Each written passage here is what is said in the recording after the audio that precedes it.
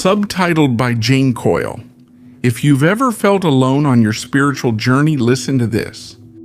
You may not be the only one. In fact, right now, there are thousands of people going through exactly the same thing as you, an awakening. One that not only changes what you see, but how you feel everything. And yes, it sounds nice. But it also comes with something nobody warned you about, a feeling of loneliness that throws you off. Now, here's the important part. That loneliness doesn't mean you're doing something wrong. It's not a failure. It's a sign. A sign that you're starting to perceive deeper layers of reality. That your consciousness is expanding beyond the typical, beyond the automatic, beyond what everyone takes for granted. Imagine this. Consciousness is like a vast ocean, and you are a wave, a single, unique, unrepeatable one. All waves are water, but not all of them break at the same time. Each one has its own rhythm. And when you start to wake up, something changes. Your perception opens up. You start to notice things you didn't even register before. Details, sensations, patterns, connections. It's like someone turned up the resolution of your reality. And of course, that connects you with something bigger, something deeper. Something that is no longer satisfied with empty conversations or superficial experiences. This is where that uncomfortable feeling starts. You start to notice distance with people who used to fit perfectly into your world. Not because they're less, not because you're more. They're just in another phase.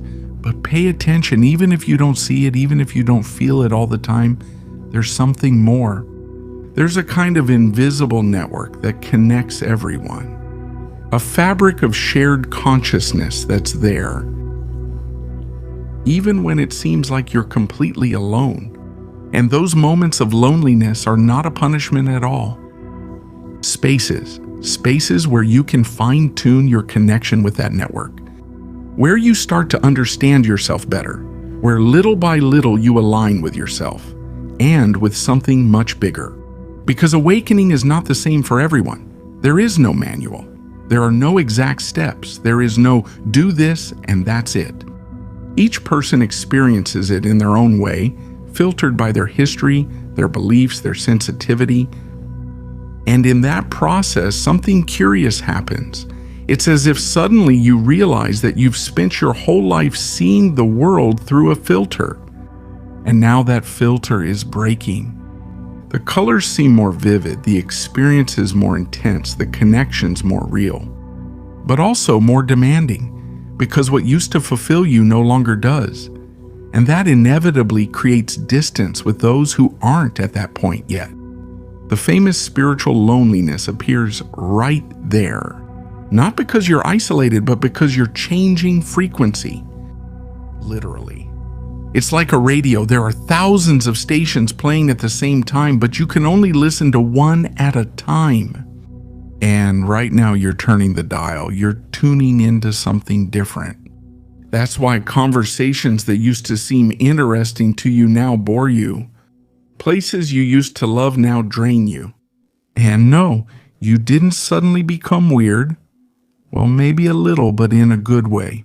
You're simply changing. Interests change. Your values readjust. Your priorities reorganize themselves without asking for permission. And of course, that impacts everything. Relationships, decisions, even the way you see your own life. Because reality isn't something fixed.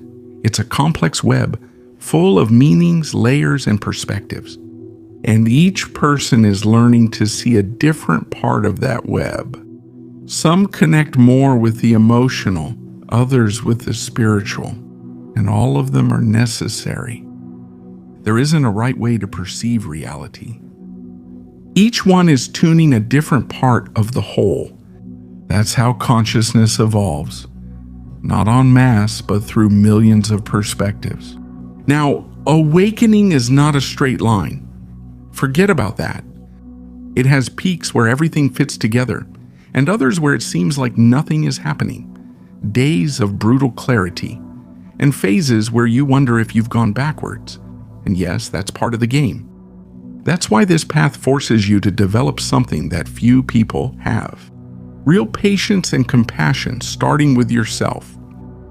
Because that loneliness that appears in the process is not a punishment. It's a space, a clean space without noise, where you can finally listen to yourself without interference. And here it is.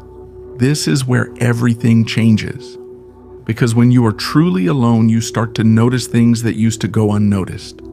Not because they weren't there, but because you were too busy. Solitude, when used well, becomes a silent teacher. It doesn't shout, it doesn't push, but it takes you straight to the depths. That's where you start to distinguish something crucial, your real voice, from everything that was put into your head. Conditioning, beliefs, expectations. All of that starts to separate, as if silence acts as a filter. What's essential remains, and the rest, it falls away on its own. But this doesn't happen in 5 minutes. It takes time, space, and yes, discomfort. And that's exactly what solitude gives you, even if it doesn't seem like it at first. In those moments of introspection, your sensitivity sharpens. You start to perceive nuances, energies, dynamics that you never noticed before. Patterns, synchronicities, connections, things that were always there, but the constant noise used to cover them up. And here comes the paradox. The more you isolate yourself from the external noise, the more connected you feel to everything. As if by turning down the volume of the world, you could finally hear something much greater. You start to notice that you're not outside, you're inside a kind of network, a constant dance of energy and consciousness in which you also take part. You no longer feel separate, you feel like a part of it. And in that process, you learn something key: to be at peace with yourself. Not from the need to fill voids, but from the feeling of being whole.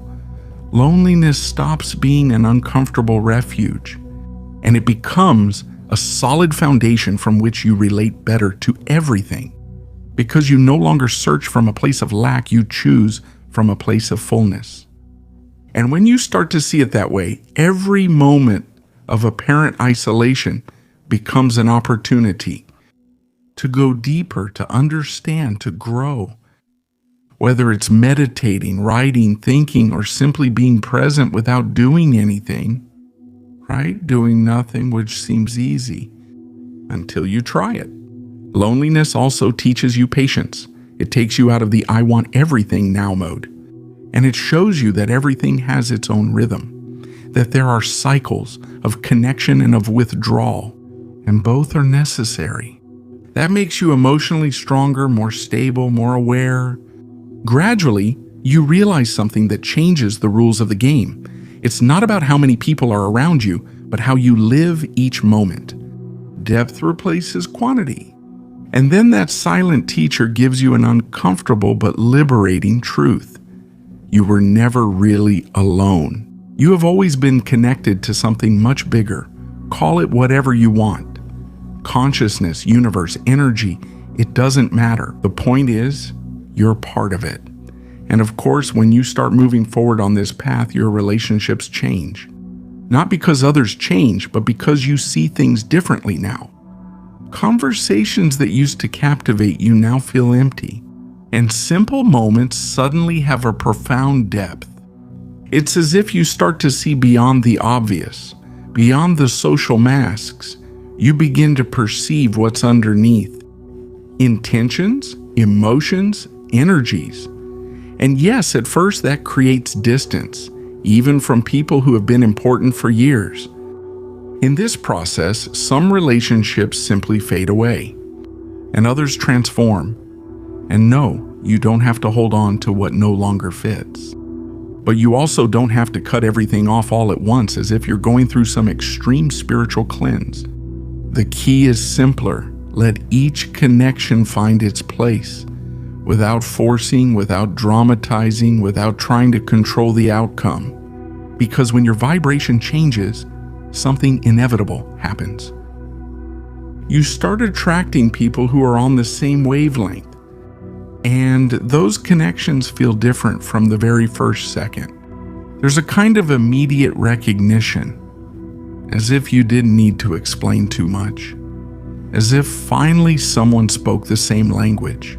No need to justify what you think, no need to filter what you feel. It just flows, and that completely changes the way you connect with others.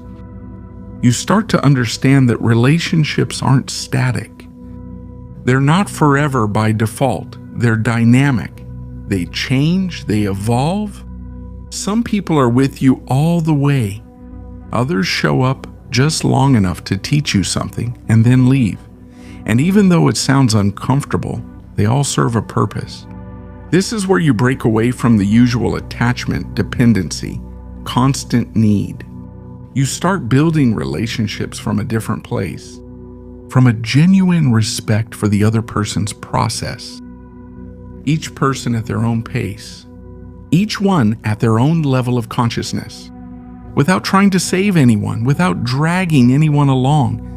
And that is very liberating, because it allows you to have healthier, more balanced, more authentic relationships, where it's not about how much time you spend with someone, but about how you are when you're there, present, real, without masks. And yes, eventually people who fit with you will come into your life. People who reduce that feeling of loneliness. But here comes the part that nobody wants to hear. It won't happen when you want. It will be when it has to be. The timing of the universe doesn't negotiate, and you can get as impatient as you want. But that won't make it happen any faster. So you have two options. Resist or learn to trust, relax a little, let go of control. Understand that not everything depends on you.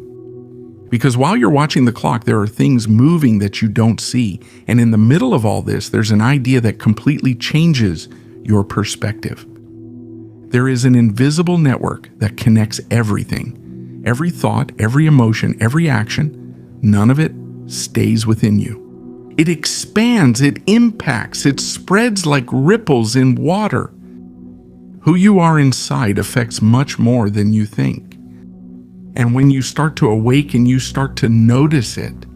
You realize that your internal state not only influences your life, but also the environment, the people, the collective field. That's when something uncomfortable yet powerful appears. Responsibility. Your process is no longer just your process. Your evolution adds or subtracts from the whole. That's why that loneliness changes its meaning. It's no longer isolation, it's adjustment. It's as if you're being recalibrated, tuning your frequency so you can perceive subtler, deeper shamenti things. As if you were a node within a huge network going through an update, and of course not everyone is on the same version. Each person is tuning in to what corresponds to them in their own time. Not everyone is ready to see what you see, and that's okay. In fact, it's necessary. Like in an orchestra, not everyone comes in at the same time. Each instrument has its moment, forcing someone to wake up. It's like forcing a violinist to play when it's not their turn yet. It only creates noise. That's why your job isn't to convince anyone or explain everything or drag someone else along. Your job is to maintain your frequency, take care of your process, and allow your way of being to influence naturally, without effort, without imposing. It's because in the end, the spiritual path, with all its loneliness, its changes, and its strange turns, needs something more than just intention. It needs tools and above all understanding so you don't get lost in the process. The key lies in something very simple, but not easy at all. Create a personal practice that supports you while you go through all of this. Because if you're navigating deep waters and you don't have a point of balance, you get lost. Now, those moments of solitude can totally work in your favor if you know how to use them. Silence, for example, stops being uncomfortable and becomes a tool. And this is where meditation comes in, but not the way it was sold to you. However, if you've made it this far, it's not a coincidence. Most people would have left minutes ago because this makes them uncomfortable. Not you. You stayed. And that says much more about you than you think. Do something. Write in the comments. I'm still here even if it's uncomfortable. I want to see how many are really ready and how many just watch this kind of content to feel spiritual for a while and that's it. It's not just sitting there looking enlightened, waiting for everything to disappear. It's much more direct to learn how to relate to yourself, to observe what's happening inside without getting attached. Thoughts, emotions, memories, everything appears, moves, and goes away like clouds crossing the sky.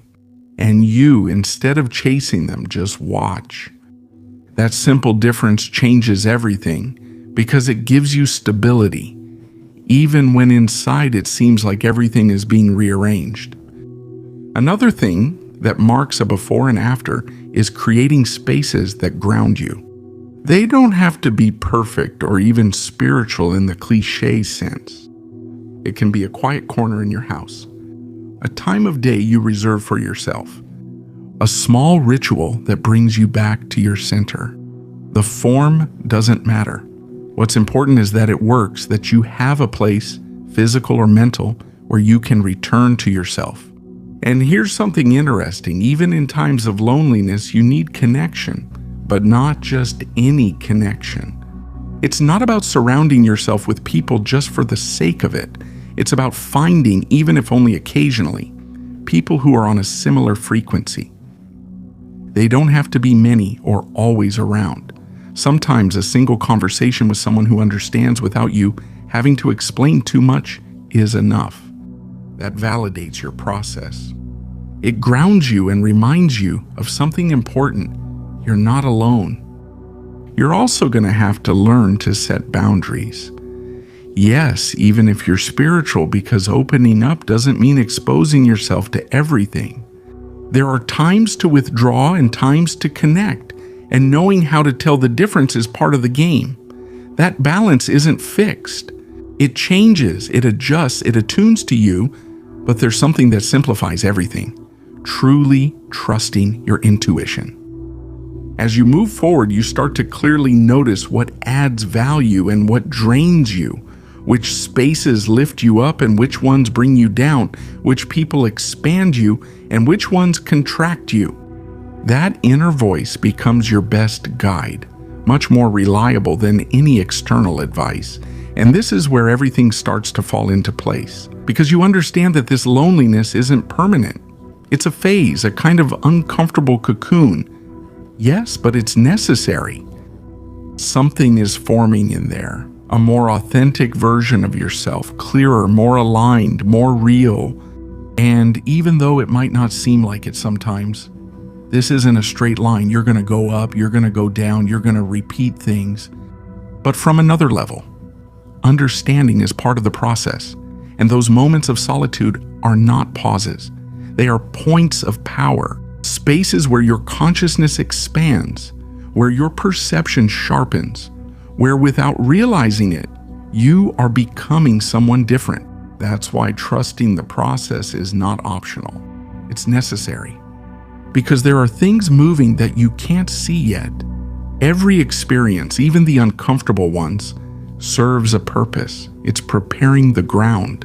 And yes, those connections you're waiting for will come. But not because you chase them. They'll show up when you're at the point where they can truly fit, effortlessly, without forcing it. You focus on the only thing you can control, your process.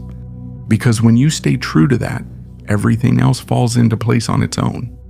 And the people who come into your life won't be just anyone. They'll truly resonate with you. From understanding, from respect, from something much deeper than the superficial. And yes, as always, good things take time, so be patient. Remember this, even if you sometimes feel that way, you are not alone. You are connected with others who are going through the same thing, even if you don't see them. Trust in your light, in your intuition, in that inner voice that is guiding you.